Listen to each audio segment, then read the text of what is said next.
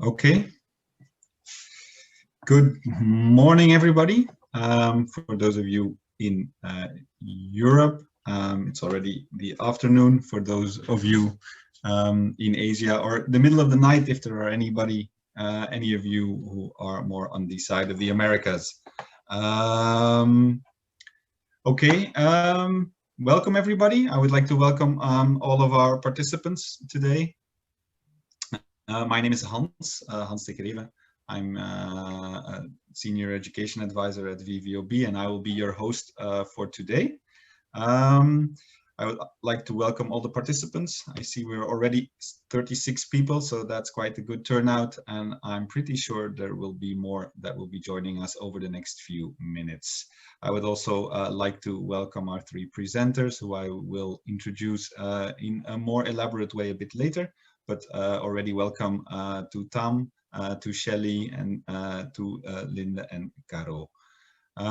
Before we start, I would like to go over a few practical issues before I introduce the program. So I would like everybody except the presenters to turn off their cameras, to mute themselves, except when you're talking, obviously. If you have any questions during a presentation, you can post them in the chat box. Our moderators will pick up on them, and they will give you the opportunity to pose your question during the Q&A session later on. If you want to have the floor and you haven't submitted a question, you can also use the raise your hand function in the chat box. And if you just want to say that somebody is doing great, you just put up your little big thummy. Just so you know, everything is being recorded, so be careful what you say or type. The working language is English, as we have people from different parts of the world.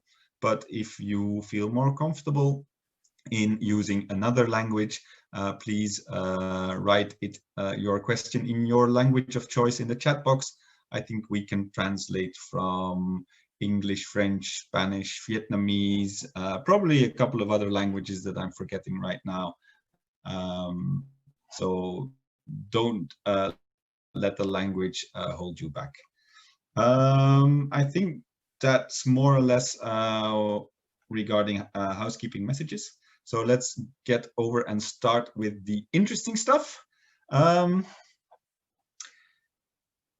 I would like to give a short overview before we start. So what we're going to do today is we will have 3 short presentations. They will each be about 10 minutes. They will go into teacher professional development related to multilingualism in 3 contexts, in Vietnam, in South Africa, and in Belgium. After those 3 presentations, we will have a Q&A session, a question and answer session. So for which you can already submit your questions during the presentations via the chat box. After the Q&A session, we will have a little bit of information about the next session that will take place next Wednesday on the 25th of November, and a short assignment that we would like to give you for that session. And then afterwards, we still have some time to do some informal talking and networking for those who would like to. Everybody has had the opportunity to take part in the opening session that we had on Monday. There was participants gave background information about the context of multilingualism in the 3 countries that we are talking about today. I would also like to refer to the recorded presentations. So today we will get short presentations, 10-minute presentations. If you would like to see longer presentations and you haven't done that already, you can always go to the eNSPIRED website, where you will find longer versions of what you will be hearing today. I think that's more or less regarding what we want to do today. So I would say let's start, but before we start with the first presentation, I would maybe just like to see who is in this room. So maybe if everybody could just type in their name, maybe their organization and the country that they are from into the chat box, then we can see how diverse our audience is today. So, good morning, Els. I see Els Collins from Vives, teacher training in Belgium. Nice to meet you.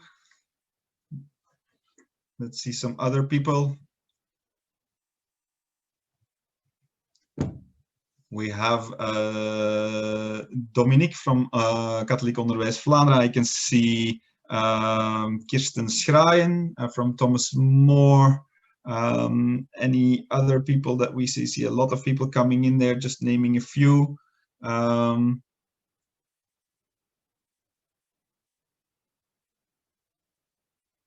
have people from Sydney Klaas, from Ghent.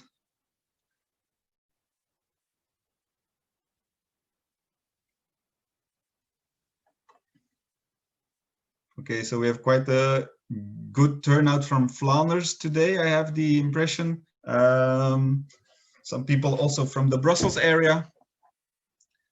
Okay, so let's keep those names and organizations coming so everybody knows who's actually in the room. And in the meanwhile, I propose that we start with the first presentation. So I would like to introduce our first presenter to you. So welcome, Tonti Tam. I will just call you Tam. Tam has been granted the National Geographic Explorer Award in 2017 for developing bilingual teaching materials.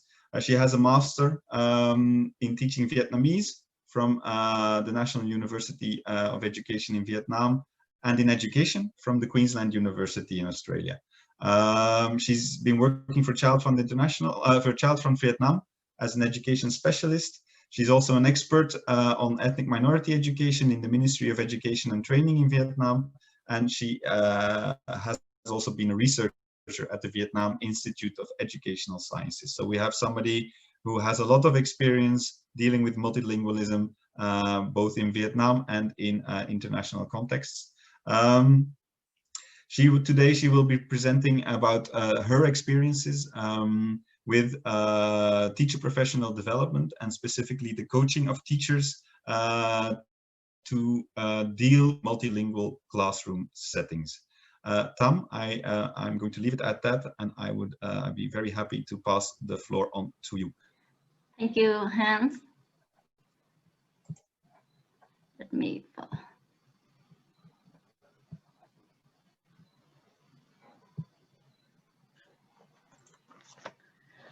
Thank you, Hans. Can you hear me? Yes, we can hear you fine, Tam. Please go ahead. Hello, everyone.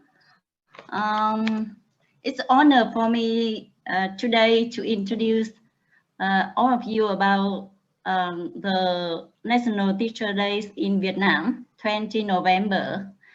It is very interesting for me to present a topic related to the teacher professional development on this day, and let's celebrate the happy Teacher Days for all the teachers in Vietnam and the teachers in your countries as well. And now the specific topic I would like to share with you today is about the coaching preschool teachers on applying language-rich learning environment in ethnic minority areas. I would like to share some practical experience in Vietnam. And as you can see in the slide, there are 5 parts in my full presentation that you might watch. It's on the website in Wait a minute, Tam. Tam? Yeah? I think you're not sharing your your slides yet. Sorry? No worries. There's a lot to think about when we're doing this kind of things. Okay, this is working. Okay, if you could now press, if you could now put it on presentation mode and it's a little bit bigger so everybody can see. Yes. Okay. Okay, yeah, that's wonderful. Great, thanks. Yes.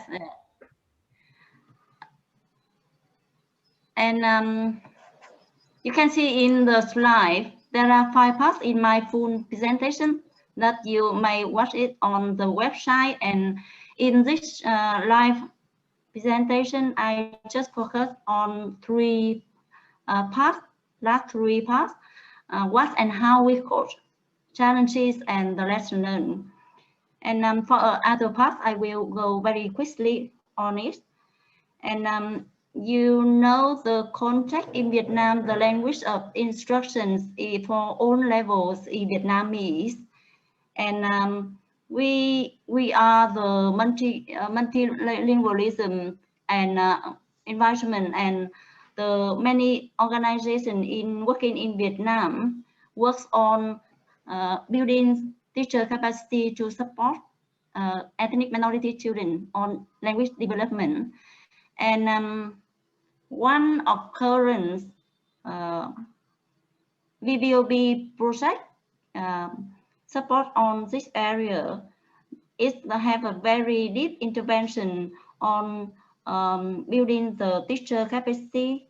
And you can see 5 steps of trajectory language environment, and one of them is about the coaching. And I am one of member of coach team. And now I will take you to the main questions about what and how we coach. The objective of our coaching is to help teachers find what is happening towards language environment, and then identify action for positive learning environment and rich language interaction.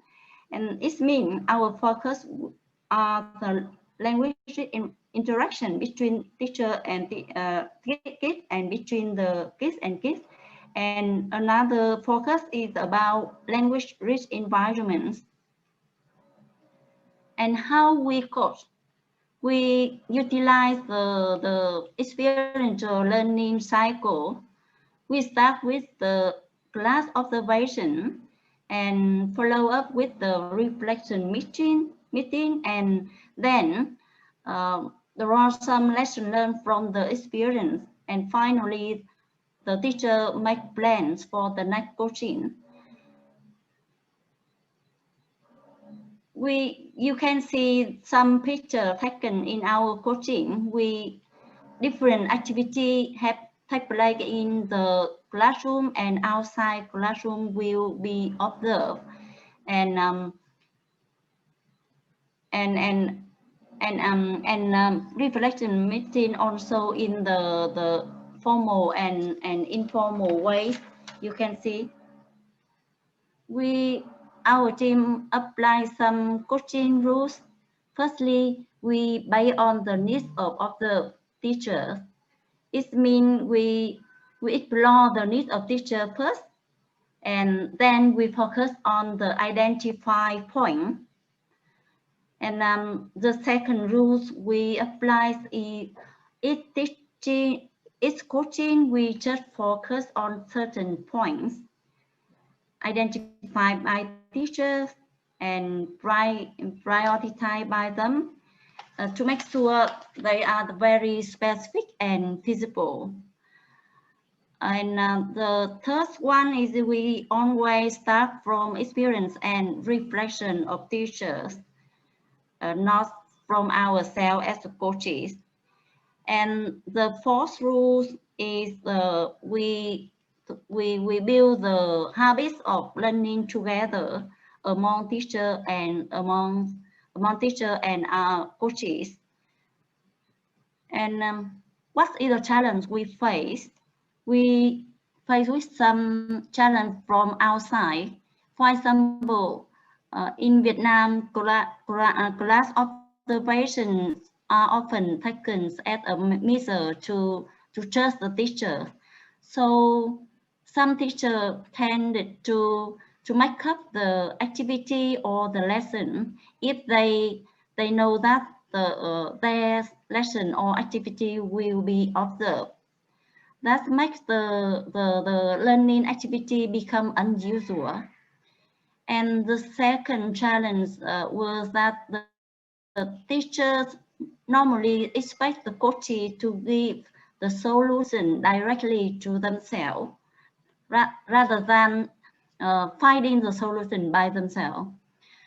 And the third one is because we did the coaching in a very limited time, and the workload of preschool teachers is very high. So it's quite hard for us to do the truly coaching in the context in the school. And we also face with some challenges from ourselves as a coachee. You know, how to act as a coach, not a lecturer or inspector or expert. It's quite hard. Sometimes we focus our role as the coach. We tend to talk too much in the coaching instead of encouraging the teacher to share their opinions. And another challenge we faced was that all of coaches do not know local languages. So we could not understand what the children says in the classroom. And so it's limited our support to the teacher during the reflection meeting. In terms of the lesson we have learned from our coaching, we found out that building safety and trust is very important. How to build the safe and friendly environment for the teacher to share their ideas, their opinions is very important. And let them try and make the mistakes in their classroom. And the second lesson is we should believe that teacher can be the change agent for themselves, and show your confidence in the teacher. Because if we trust them and we believe them, they will feel free and feel willing to apply what they have learned in the training. And the third lesson is that we should get the officer, the officer from the district and provincial levels involved in the coaching, because they will expand the good practice into other area, other school. And the fourth lessons for our team is that we should be patient, because the learning is process. It cannot take place in one training or one coaching. So as the coaches, we should be patient. Don't rush. Don't push teacher too much. And to stop my presentation, I should share with you, show you a picture that I took in a coaching visit.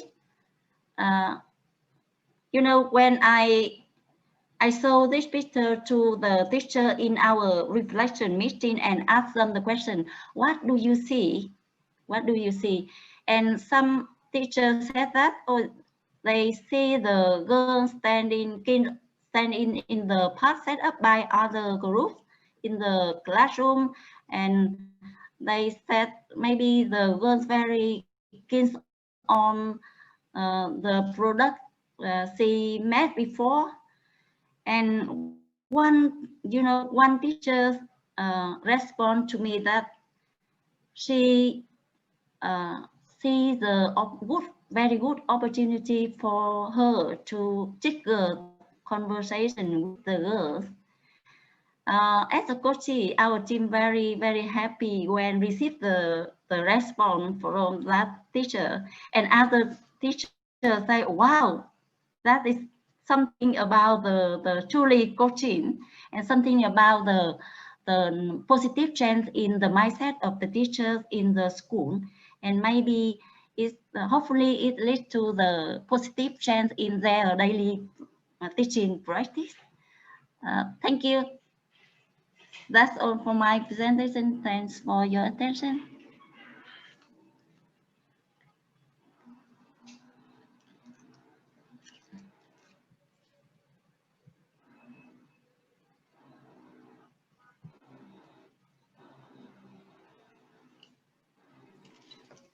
Hans, your microphone is off.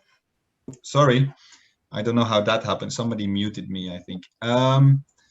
So thank you, Tam, for your presentation. It was really interesting. And I was just saying while I was muted that there was also a very inspiring example there at the end to show how teachers can really grow if they are actually provided with the correct and sufficient support through, for instance, coaching or peer learning. So I think very inspiring and a very good start to this session on how we can support our teachers and build systems around them that really help them to deal with this really challenging issue of multilingualism and multilingual classrooms.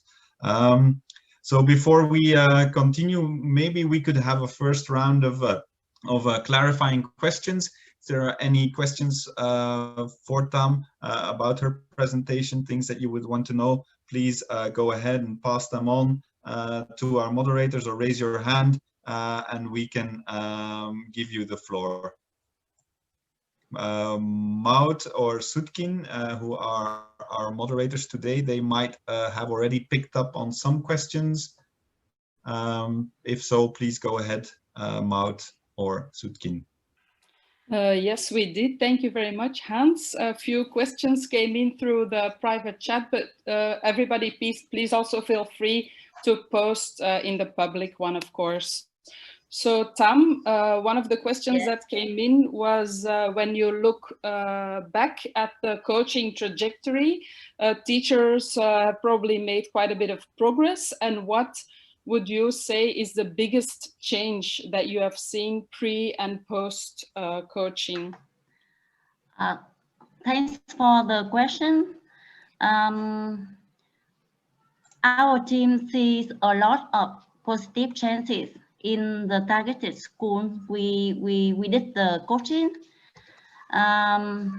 The most significant trend we saw is that the teachers encourage the ethnic minority students speak in their mother tongues in the group discussion. You know, in Vietnam, why I say that, you know, in Vietnam, the government have a project that is strengthening the Vietnamese as the official language. So many preschool teachers and primary school teachers misunderstand that strengthen Vietnamese, it means just speak and talk in Vietnamese only in the classroom. So they tend to ask students, kids quiet, don't talk in their mother tongue in classroom, even outside classroom. So it is a very, very big issue. And after the training and the shared vision delivered by the VVOB Vietnam, the teachers in the school we visited allow ethnic minority students to freely speak in their mother tongue language in classroom. And the second positive chance, I think that we saw the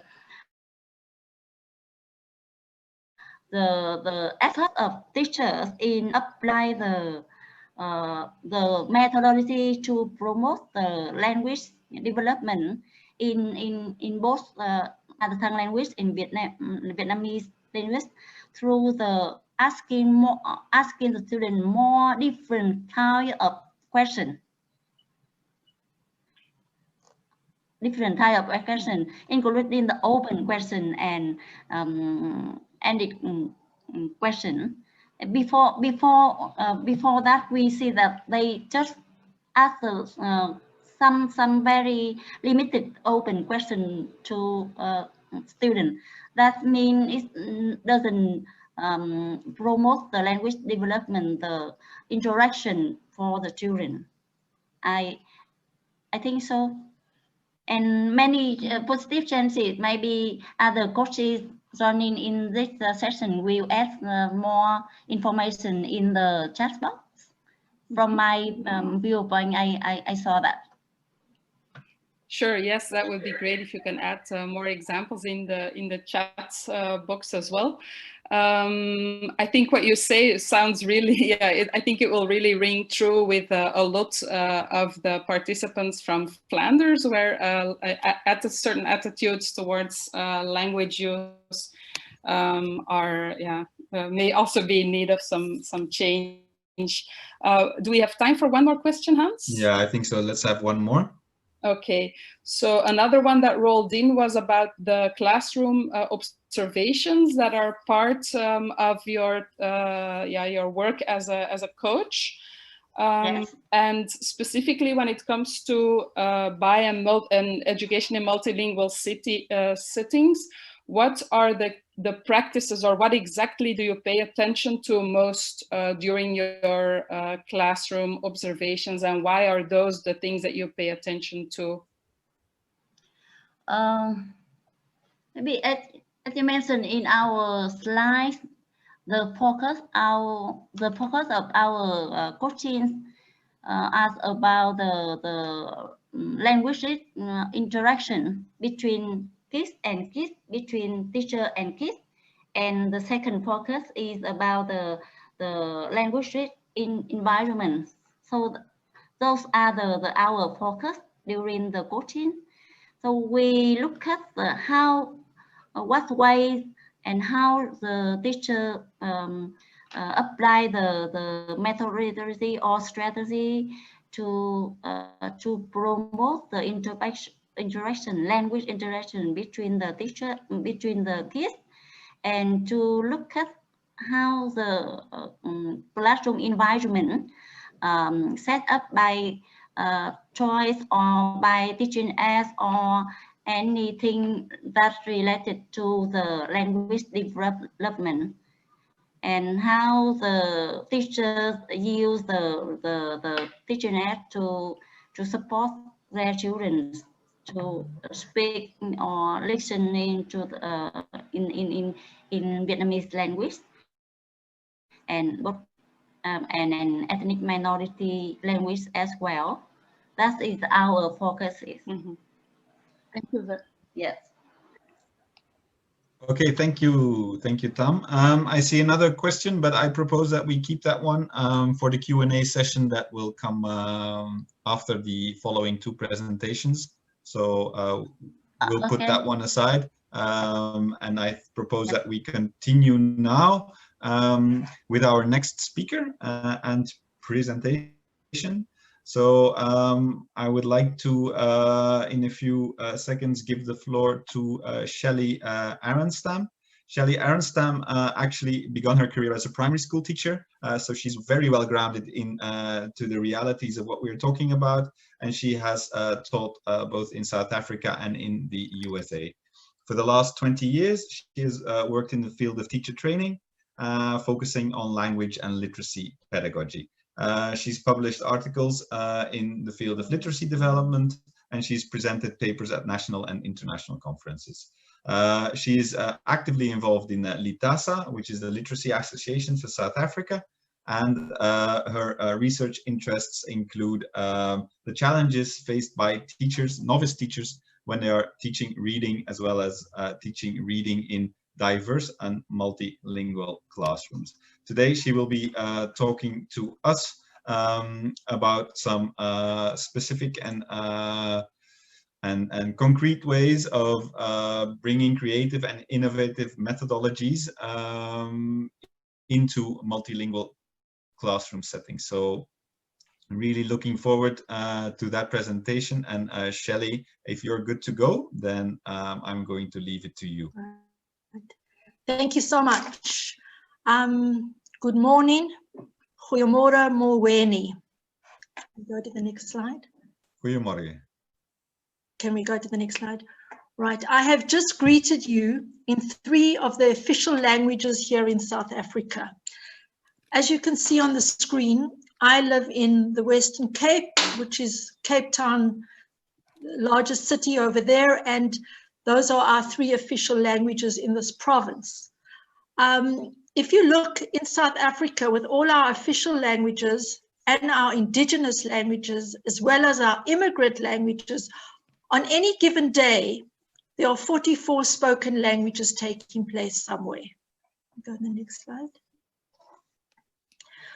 Right, a scholar by the name of Moodley made this statement, which I thought was really interesting, and I'd like you to leave with thinking about this today. Imagine you're a teacher and you have learners of all these official and other spoken languages and dialects in your single classroom. What do you do? How do you deal? How do you accommodate everybody? Next slide. Because as we know, all learners that we have in our classroom bring their own attitudes, their own interests, and their background. And therefore, you as the teacher need to accommodate them. And you need to link their background knowledge to your teaching, because we know they're not all on the same level, that it's not a one-size-fits-all, and that not all children learn in the same way on the same day. Next one. Because when we are talking about a multilingual pedagogy, what are we thinking? We need to accommodate the cultural and the linguistic diversity that every child is bringing into our classroom. Because we know children start school in a language that's other than their mother tongue, and they face many, many challenges. So it's really important for teachers in training and teachers in practice to know the process of language when you are teaching in a multilingual setting. So we need to draw on these children's knowledge and experiences, as well as acknowledging their home language and their culture. Next slide. Because it has been said, and all research has shown us, that learning in a second language is both a cognitive and a social process. So there's a lot of thinking going on, and there's also a lot of social interaction going on. Brian Street talks about the notion of literacy as a social practice, because he says that children start school with a lot of rich linguistic and cultural capital. And that as teachers, we mustn't be afraid of this, but we must use this as a valuable asset in our classrooms. We need to bring in code switching, translanguaging, and we need to have meaningful interactions that are authentic and real. Next slide. Okay, this brings me to Vygotsky, because this was the framework and this is the theory that I use in my classroom when he talks about the theory of social constructivism, that all learning is socially constructed, and the important role that language plays in cognitive development. Vygotsky talks about scaffolding. And what does he mean by scaffolding? That we move to greater independence through support. And this happens with children as they acquire the skill, and then we remove the assistance and we lessen and lessen it. He then talks about the ZPD. And what is the ZPT? That is the level, the zone of proximal development, where children are. It's the level that they're at. So we always take children from the known to the unknown and from the concrete to the abstract. And then there is the MKO, also known as the more knowledgeable other. And in a classroom, this could be the teacher, or it can also be another peer. And we need to be cognizant of this at all times. Next slide. Okay, Vygotsky, in his social cultural view, says we must be really cognizant of children's social backgrounds because this plays a significant role in their learning. So all the schema and schemata and background knowledge that they are bringing with them. And this plays a role in their language learning because, as we know, knowledge is constructed through three things: interaction, how we're interacting with each other, communicating with each other, and collaboration. And that's why collaboration is so important. And we've seen this, it's been very evident in this week, in the Learning Week, all the collaboration that is going on with our different countries and how we're all dealing with similar things. Next slide. So if we look here, here is some pictures, slides that I took of the different of what Vygotsky referred to with the more knowledgeable other. So this is a very interesting picture. There is the teacher. And if you look at the picture, on the right-hand side, the learner has become the more knowledgeable other. So the teacher is transferring her knowledge to the learner, and the learner on the right is teaching the learner on the left who speaks a different language. Okay, next. Over here, peer teaching. And I always recommend this to my students when they're going out, to tell them that use the rest of the learners in your classroom. They are a really rich resource. Once again, we have two different language speakers in the classroom. The one on the right is Isikoza. The one on the left is Shona. And she is assisting, guiding, and transferring the knowledge and explaining how to carry on with this activity and this task that was taking place in the classroom. Next slide. Okay, mediation. So what is mediation? Mediation assists by interacting, and it can't be done independently yet. So we have different mediation tools to help us reach our goals. And Vygotsky talks about these tools, which can either be a person or it can be an instrument. So if we look at this picture, I went into a classroom, which was an isiXhosa classroom, and I had my students, I was demonstrating. So I took one of my colleagues who speaks the language. I also have a dictaphone with me over there, and we are mediating and speaking different languages, and there's a lot of transferring of knowledge and sharing of different vocab. Thank you. Next. This over here, when we talk about volunteers, and volunteers are so important. Regularly at some schools, they have parents who come in, and here is a parent who is reading with learners who are really interested in what she has to say. So there's a lot of book sharing going on here, whereas the child in the background was happy to read on her own. Next. Okay, here is scaffolding. Talking about scaffolding over here, this is quite an interesting slide. I did a demonstration lesson for my students where we did traditional reading and we did digital stories, which we're going to talk about in the session today.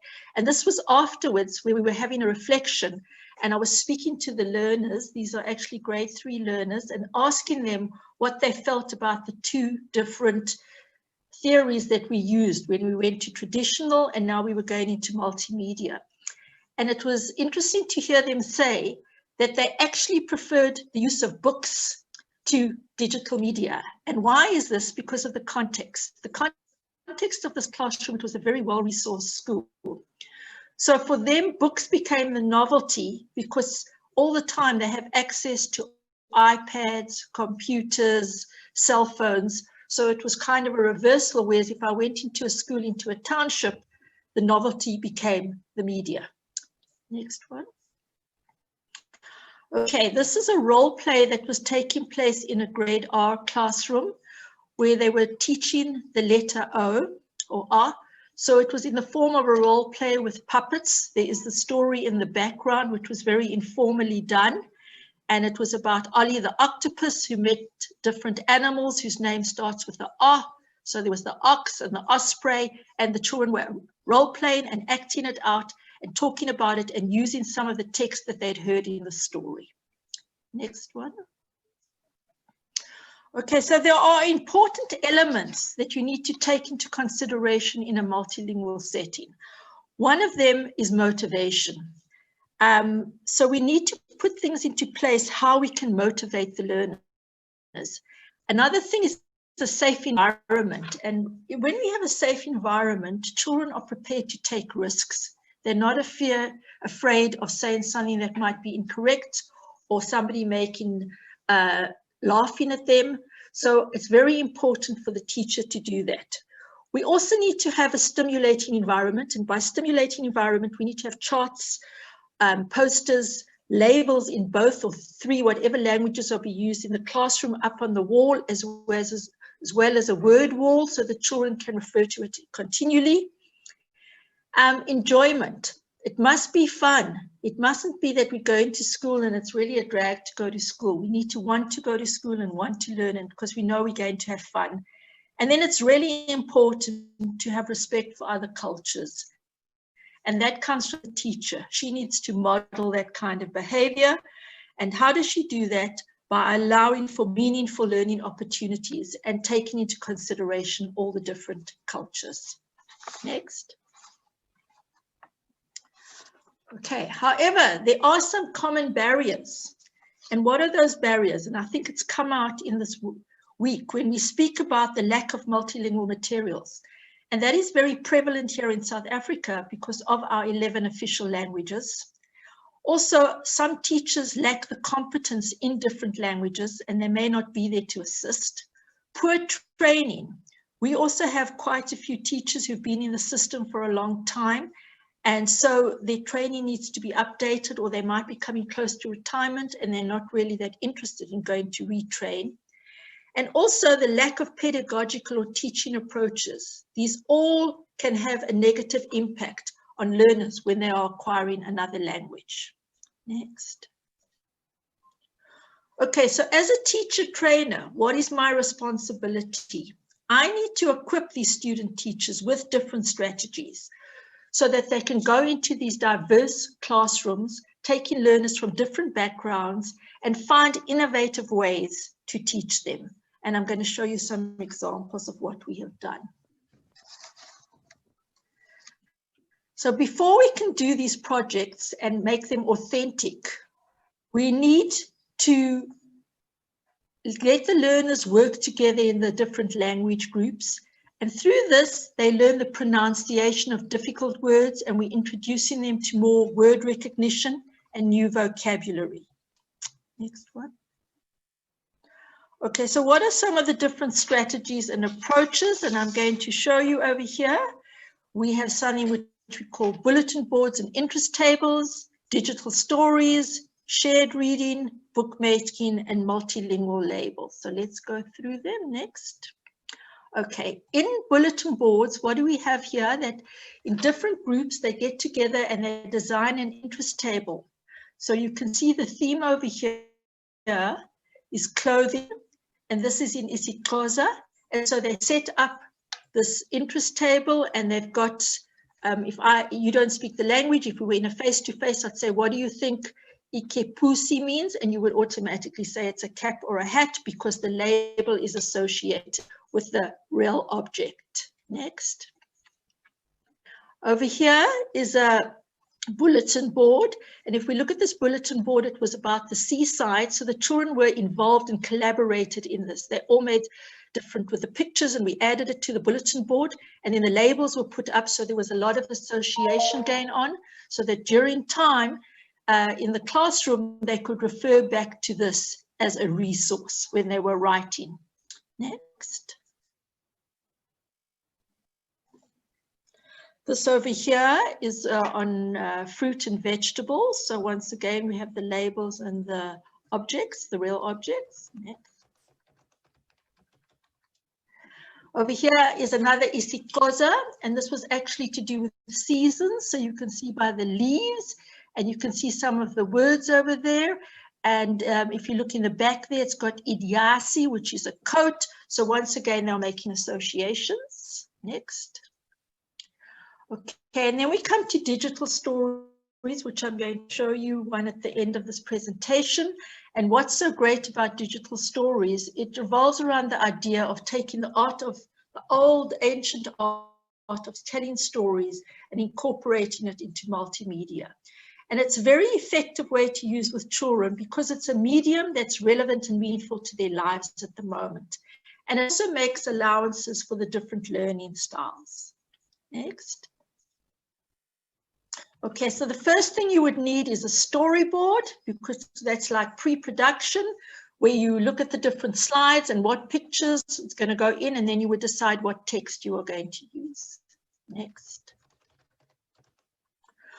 Another thing is with our shared reading, we have big books. So my students make these big books. They go out into the schools and they need to use it on teaching practice, and they are evaluated on this. And bearing the theory that one of the things about shared reading is we need to have a lot of repetition and onomatopoeic words. So we have there, I don't understand, and the children would repeat it. And then the cell phone went viz, viz. So we're bringing in a lot of sounds and buzzing and onomatopoeic words. Next. Here is one in isiXhosa. So even though we don't speak it, I could ask you by looking at the visuals, you would know it's something about a cat. And the fright, just looking at the cat's face, we can see the reaction.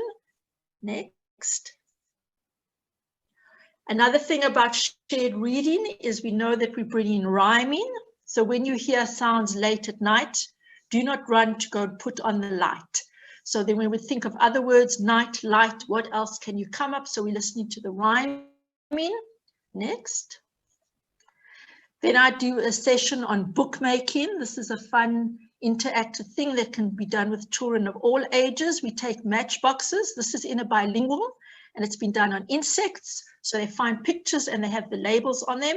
We then put them in the little matchboxes, and I have a bookcase that a parent has made, and they put it in there with the label on the side, and the children can take these books out when they want to go sitting on the mat and reading and acknowledging and making associations. Next. There are some more. These were children that were more advanced. So instead of just word, we now have them in sentences. And this was about wild animals and vegetables. Next. We also do multilingual books. Here is the same story, Animals, Diere, Isilwanyana. And what has been done is we actually color-coded it. So all the English books are red, the Afrikaans is green, and the isiXhosa is in blue. So the children can know and they can see the story in 3 different languages. Next. This is one on touch, Gevoel Ukupfata, in the 3 different official languages. And it was all very sensory and about teaching them different words that have to do with rough, smooth, coarse, those different kinds of vocab. Next. Okay, we're now going to go on to our digital story. And the digital story is a story that the students wrote, and they taught it with the learners in the class instead of using a book. Okay. Okay, Shelley, if I can just jump in here, we're running a bit behind time. So if it's okay for you, I would like to keep the digital story either for the end, if we have time, or for next week's session. If that's okay for you, but if we have time after the Q&A, I'd be very happy to show it then. But as we're running a bit behind time, I would like to go to maybe a few questions that might have been posed. So I would like to give the floor back to Maud or Sutkin to see if we have any questions from the audience, or if anybody has a question right now, please go ahead and raise your hand. But I think it was really interesting, and I'm sure you could have gone on for even half an hour longer with all the very concrete and specific examples. So it was really very inspiring. So thank you for that. Maud?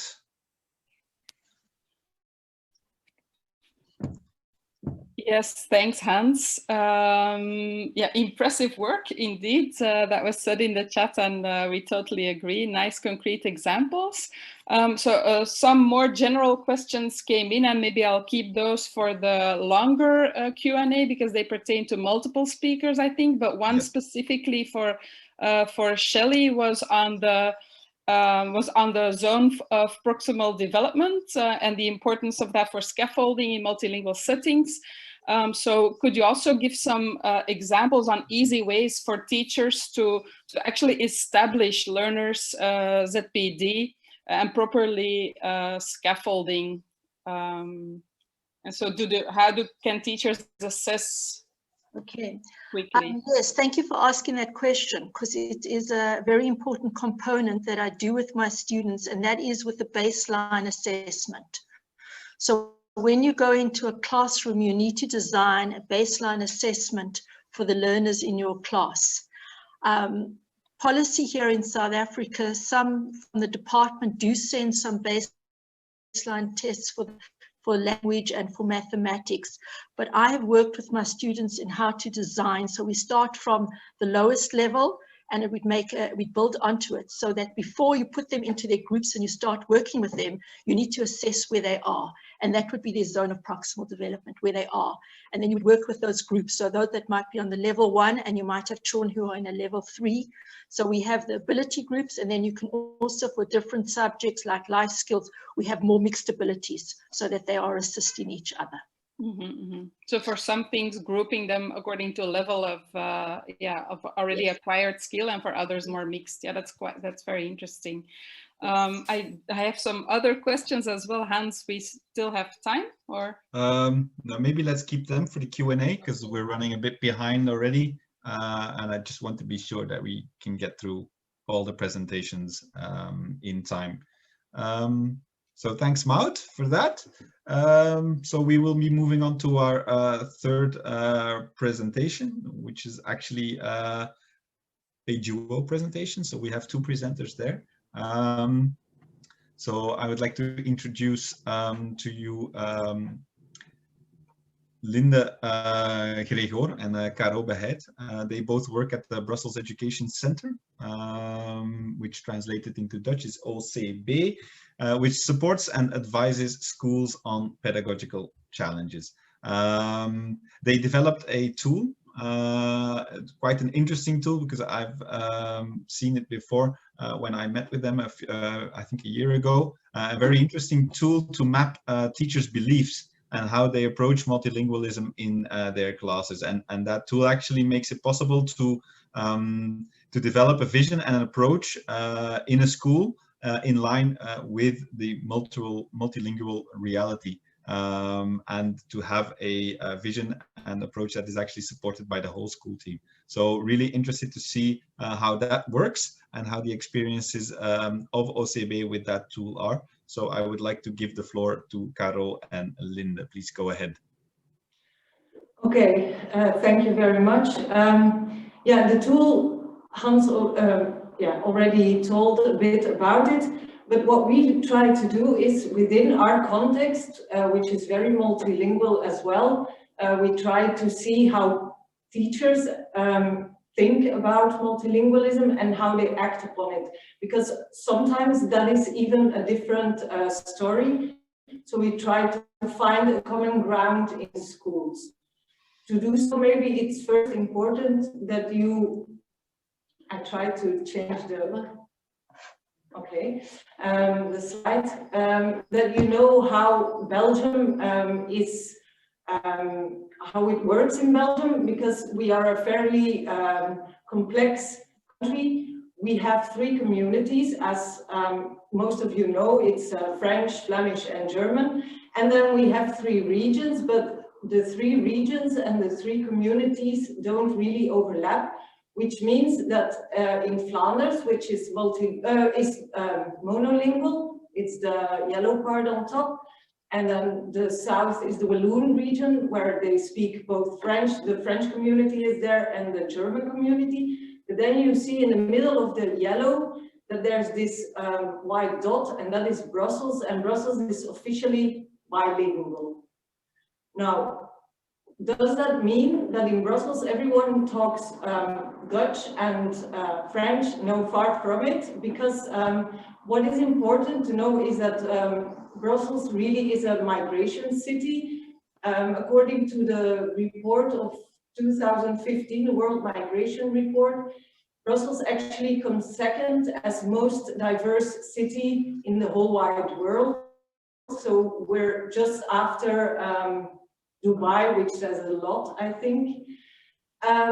So this means that the language used by the citizens are very different, and that the socio-demographic profile, because of the migration, has changed a lot over the last few years, and also the use of the language. There's a census that has been done every 4 years, and there they established that French is still the most well-known language, as it has been for ages, but that knowledge of French is declining, as is the knowledge of Dutch, because we see that the language users or that they just use whatever comes in handy, and that they have a more pragmatic view. So it's actually they use the language to make communication work, and they don't really care about their proper knowledge. So this poses, of course, some challenges. So in Brussels, we have Dutch-speaking schools and French-speaking schools, and they're not together. So it means that either you use Dutch or French as a medium of instruction in the Brussels schools. I think it's a bit like in Vietnam, that you have one medium of instruction that is really imposed.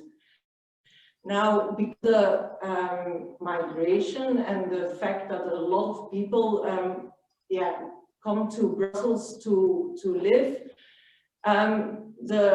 the population has increased, and this of course means that the number of pupils coming to the schools have increased as well. So this means that the population in the schools has become more and more socially, culturally and linguistically diverse. And this means that it poses a big challenge for all schools, whether they're Dutch speaking or French speaking, to create a powerful learning environment for all the pupils, of course. And that is actually what we try to do. So I think we recognize a bit both of the stories, both of Tom and Shelley.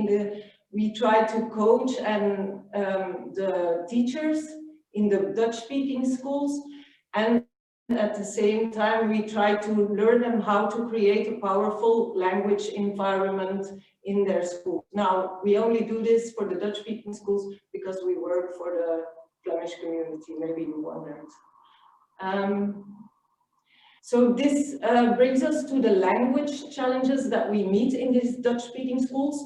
So as I said before, children have different backgrounds, not only linguistically, they come from a multilingual environment. There are many home languages, and they are very different. So there can be like 20 languages that students bring to school. But also, and that's another thing, in Brussels, we have a big problem with poverty. 1/3 of the residents in Brussels live in poverty, and this also poses language challenges, because as most of you or all of you know, if you live in poor circumstances, this also has influence on your linguistic skills. And so the children who come from this poor background, they often are more challenged in that way than children from more prosperous backgrounds. That is one challenge. Another part of the challenge is the teachers that come to the schools, who teach in the schools. In those Dutch-speaking schools, most teachers who teach there are living in Flanders, which, as we told before, is monolingual. So that means that in the place they live in, if they come outside, the main language is Dutch, whereas in Brussels, there's 2 languages already officially, and then if you walk on the streets, you hear all kinds of languages. And what also is a difference is that most teachers are middle-class backgrounds, so for them it's hard to see what this is as a challenge for the children in their classrooms. because of their different backgrounds, they also see this linguistic diversity as a problem, as a big obstacle to the learning of the children. And of course, we're not going to deny that it is a challenge. It's something to take into account, and we have to come to find a way to overcome this obstacle. But we have to show them then, or to try to figure out together how we can make a powerful learning environment that also takes all of these differences into account. Now, because of all this, teachers, but this you said before as well, the other presenter said as well, teachers have different beliefs, they think differently about multilingualism, they act differently. And actually, if you want to have a way to work in the schools that work, it's very important to establish a vision that is supported by the whole team of teachers. So that's why we created this tool. As Carol mentioned, it's nearly exactly the same slide. Teachers differ in the extent to which they support, tolerate, or repress multilingualism. But we know that when teachers work together as colleagues and they share good practices, they can together, they can change their view and their perspectives to multilingualism, and together they can work to better learning outcomes for their students. So we decided it is very useful to have a supported vision. When everyone in the school team thinks or acts in the same way, it will lead to better learning outcomes for students. But how do we know how teachers think about multilingualism in their classroom? We needed to find a way to map the teachers' beliefs, because we did a tryout, and it proved to be hard to do this intuitively. If we ask colleagues to tell how their colleagues think about multilingualism in their classrooms, they couldn't answer, because they don't really know how their colleagues are thinking about it or what they do exactly in their classrooms. So we needed to find a way to map those beliefs. So we created an instrument and called it Dealing with Multilingualism in Schools. The goal of this tool is actually to map on one hand the beliefs of the teachers about multilingualism in their classroom, and on the other hand the way they deal with it, the way they act to it in their classrooms. As a result, doing the tool, I'm going to explain how the tool works in a few minutes. A school team is placed in one or more of the following 4 categories. It can be that one teacher or the whole school team, it differs, is in the section of prohibiting, which means that they insist that students only speak Dutch in school, on the playground, in the classrooms. So they only allow to speak Dutch at school. So they prohibit other languages, other mother tongues that the children bring with them in schools. Second category is to tolerate multilingualism, which means they're not really prohibiting other languages, nor valuing them. And sometimes we see only in informal situations, like on the playground, children can use another language than Dutch, so are allowed to speak other languages. Following category is to value multilingualism, which means schools or teachers are paying attention to linguistic diversity, using it for the well-being of the students.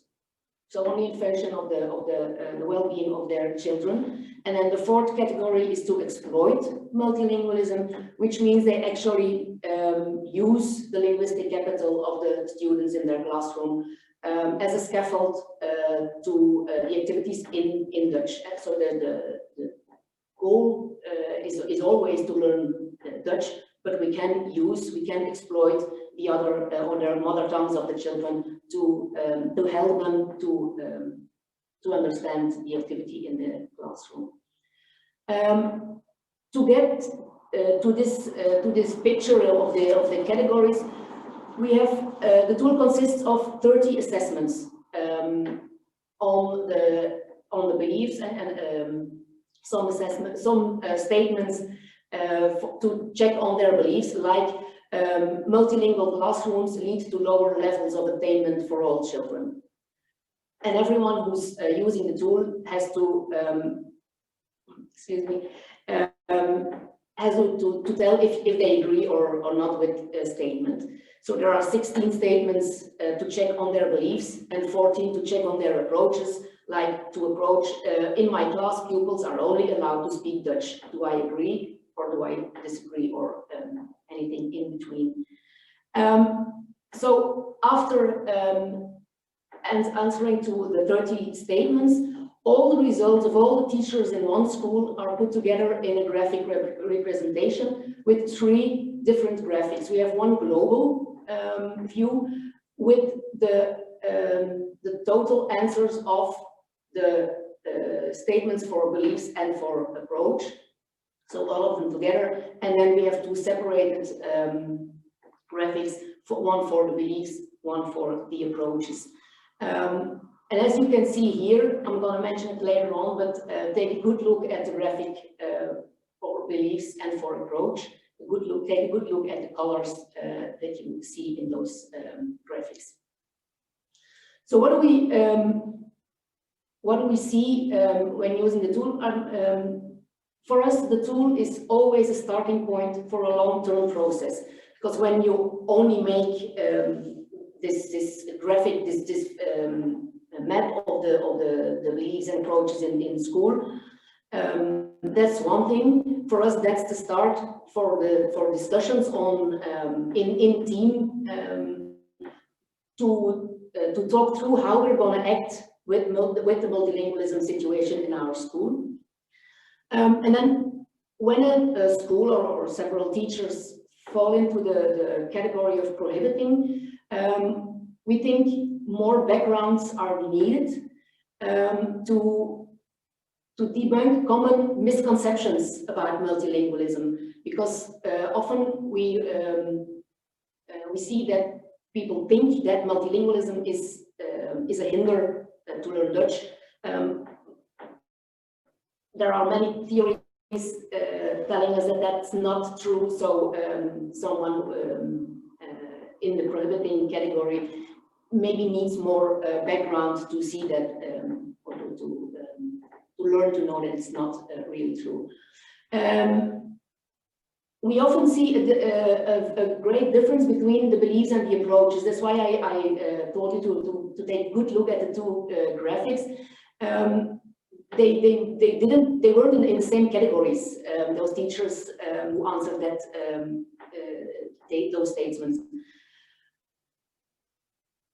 And it's a very good starting point for a discussion in a school, because sometimes teachers don't know, they believe or they know that they should allow other languages in their classes or use other languages in their classes, but they don't know how they can do it. So in order that it is a scaffold and not an obstacle for the learning of their children. Even sometimes allowing home languages is seen as laissez-faire in the classroom. People often think that it's all languages or only one language, and there's no gray zone. And most remarkable teachers and school heads feel they need support to make that move from conviction to pedagogy in their classrooms.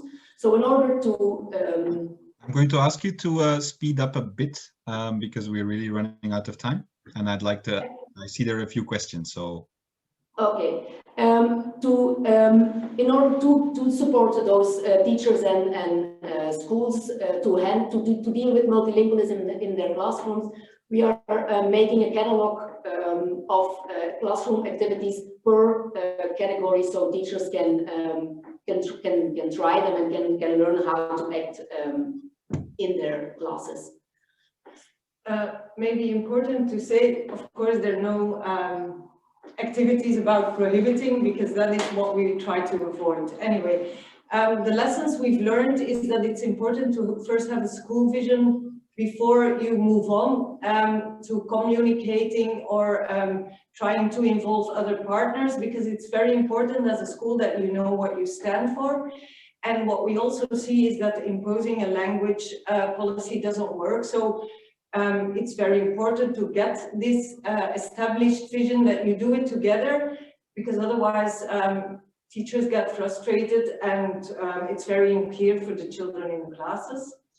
And so the challenges we meet is that we have to involve all partners. So first I say, like, okay, first you make a vision with the school, but afterwards it's still important to involve all partners and all stakeholders. So even if they have different views, that you can explain to them. So this is a communication, explain to them why you do it the way you do it and why you made this choice as a school. And it's also very important to be aware that you need to keep attention to this subject, that it's not something that goes away, because there are no quick wins. It's very hard to say, like, this is the effect of the vision we hold. And there's a big turnover in the schools in Brussels. I don't know how it is in other countries. So actually you should do this always, almost every year, or to see, like, this is our vision. Does it still stand, or do we need to evolve into something else? So this is what we want to share with you. Okay, thank you very much. I think that was very inspiring, and I think it was also something that a lot of the audience here will probably recognize, but maybe not really have a good way of dealing with yet. So I'm sure they'll be very inspired by this presentation. We have a few minutes for some questions. So we would do a few clarifying questions for Linda and Caro, and then have a Q&A session, but I propose that we sort of merge them together. I see there is a question in the chat, but maybe I can give the floor to Maud to see if there are any others that we can also pose. Sure, thanks, Hans. To make the bridge, then let me start with the questions for the Brussels team first. So Linda and Caro, so there's quite a few people that are impressed and interested in this tool, it seems. So one of the questions that came in is whether the tool is available for all schools and what are the conditions for using it. And then somebody else mentioned that the Center for Diversity and Learning is also working on with an instrument about teachers' beliefs and efficacy. It's called the DISCO instrument, and they wanted to know whether there is a connection between the two. So the first question was the availability. Yeah, at this point we use it in the Brussels schools and it's still offline. So we actually, we're a lot of supporters, how do you call this? The people who go to schools from our education center. So we're with a lot, and they actually provide it to the schools in a form of an Excel file, but we're working on a website where the tool will be available online, and then it will be open, I think, to all. But yeah, it's been a more difficult process than we figured in the beginning. And what was the second question? Whether there's a collaboration or a link. There's not really a link, but since we have the same work, we work in the same way, I think, or more or less in the same way. So of course there are some common grounds, but it's not that we really work together, especially I think because, and this all has to do with this Belgian situation, that yeah, Brussels is still a different thing than Ghent, so that's why it never really matches completely, or that it's not really, but we know of each other and we're in touch. So Great to hear. I'm going to work backwards for the speakers, and then I'm going to end on two more general reflections that came in. So the last two ones, then please, all the speakers are very welcome to respond. Shelley, there was a question for you on when student teachers bring in these quite innovative practices in schools. How do the teachers react? Is there any resistance? And if so, how can that be dealt with? Yeah, it's interesting. There's resistance and there's also very positive. The teachers come in and they say, oh yeah, it's all great. You're a student, you don't understand. We haven't got time to make it. And then the other response is, give it to me. Please, can I have it? I want it. And so they actually teach the teachers a lot, and they learn from it. So it's a two-way street. They both, yes. So they've had really positive experiences. That's great to hear, and I certainly hope the same for student teachers coming out of Flanders and Brussels teachers training centers. Tam, there was also a question specifically for you.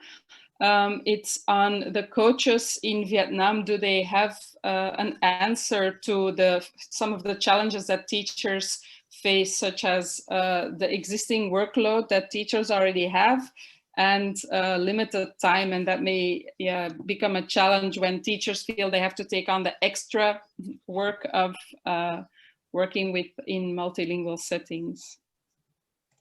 Yes. You know, in disadvantaged area, ethnic minority areas, the teachers, because the lack of the teachers working in the remote area and disadvantaged area, so not minimum standard of the how to say policy in Vietnam is that two teachers in one classroom. So but many areas lack of teachers, so sometimes just one teacher for one classroom.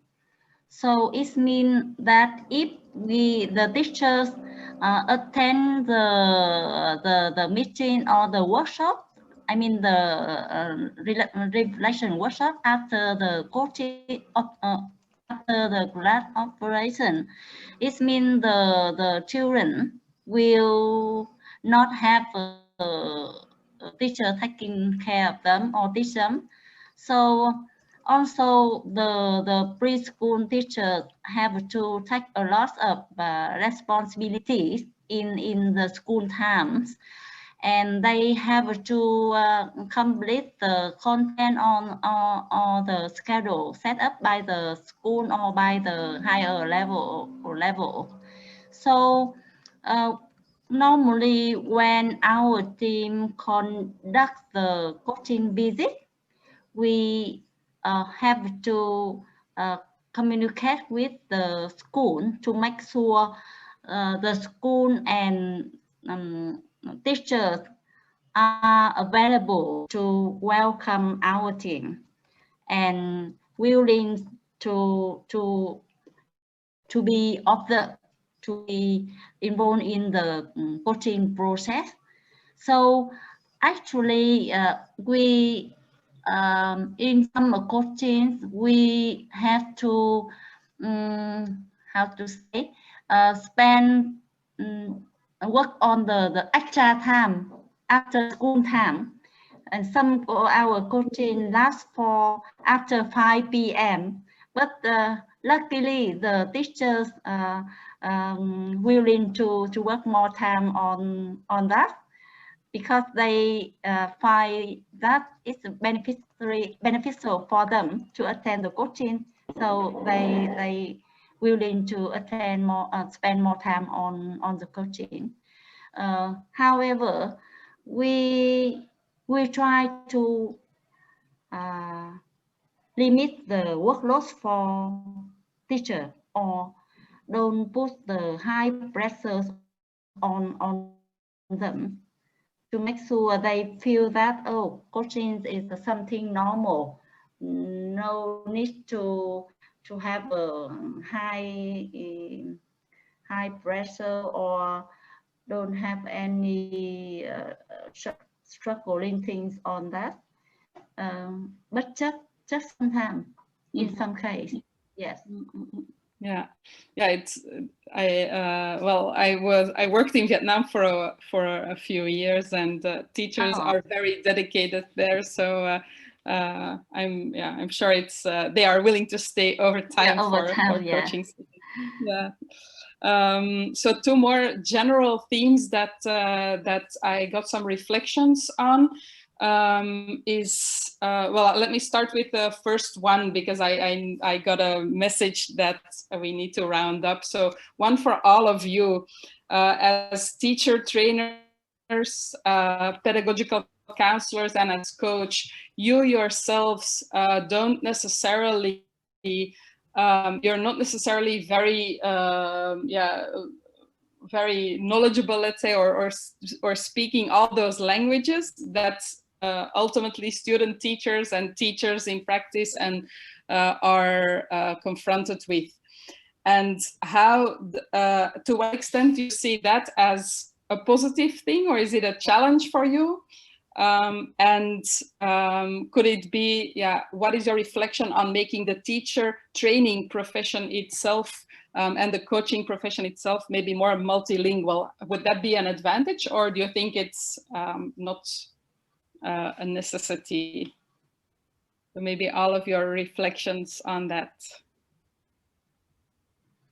Okay, I'll go.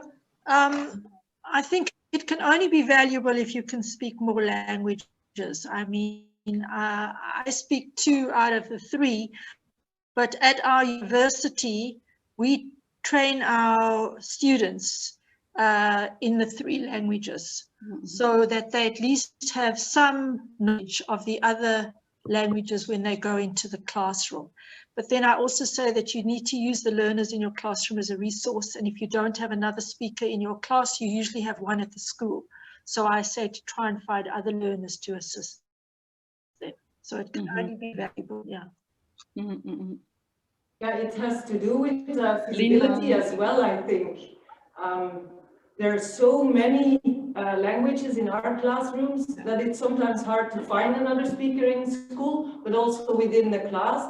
But what is very important is that both the teachers and the children learn strategies to learn from these other languages, so they can use every language they know as a scaffold for their learning. And yeah, that's why it's important to use all languages, or the whole capital that is in the schools. I think it's even more important to be open-minded, for all these languages, for all the linguistical capital that the children bring, than to know, than to speak the languages themselves.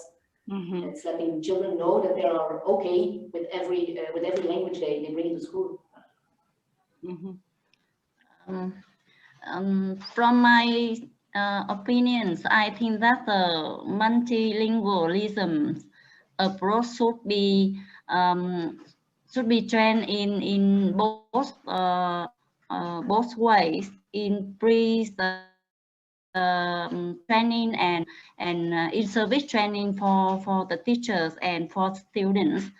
The fact that in Vietnam now, it seems that the multilingualism approach is not exist in the pre-service, and I mean, do not exist in the program of university. So many new teachers, I mean the graduates from university, don't have the background or the knowledge or understanding of the multilingualism. So it's quite difficult for them if they teach the ethnic minority or they teach in the multilingual classrooms. Because in Vietnam, a lot of multilingual classrooms in many regions. So that's the very big issue, and I think that we need to advocate the utilizing the program or something like that, the document, something like that, integrated in the training program in the universities and college. Yeah, that's. I think so. That's really benefits for the ethnic minority students, particularly in the preschool. So that sounds, like three great takeaways from this session to me. So first of all, teacher trainers, coaches, and pedagogical counselors really push for transforming teachers' values and beliefs about multilingualism. Then secondly, teach teachers how to use the language capital that exists in their classroom, and thirdly, stimulate as much as possible the language capital of teachers themselves, and make sure we can send multilingual future teachers into classrooms. Okay, thank you, Maud. I think that was a really great summary of the presentations and the Q&A that we've had. Like always, in a blink of an eye, an hour and a half goes past, and we are already at the end of our session. So I would like to thank, first of all, our four presenters, so Tom and Shelley and Caro and Linda. Thank you very much. I think it was extremely inspiring, and we're very grateful for all the work and energy you put into this. I would obviously also like to thank all the participants for being here today. I would like to take the opportunity to invite all of the participants for our second session next week on Wednesday, the 25th of November. If you are planning on attending that session, there will be we will be sharing a link where you will find two assignments that we would like you to do, one of the two, in preparation of the session of next week. One is about making a storyboard, referring to Shelley's presentation, and the other one is working with the tool that Caro and Linda have introduced. So if you're planning on attending next week, it would be nice if you could have a look at the instructions for the assignments that will be shared. We will also be sharing Shelley's video because we just don't have any time for it anymore today, but maybe we can also schedule it in for next week when we will be talking about the storyboard. So I'm pretty sure we will have enough time to have a look and discuss it in a bit more length than we would if we would screen it now. For those who can't attend next week, 25th on Wednesday, on Thursday, the 26th, we have our closing session. So you're obviously all very welcome there as well. There might be a few, I see there's a few household messages in the chat, so take your time to read them. But for the rest, I would like to close the formal official part of the session down now. But as is the case in all the other sessions, we are still here for the next half hour for some informal talk or some more individual questions and networking opportunities. So thank you very much. Thank you, presenters. Thank you, participants. And also thank you to the VVOB team who has made all of this possible. And I'm looking forward to seeing you next week on Wednesday, the 25th. Stay safe and have a nice weekend. Bye, everybody.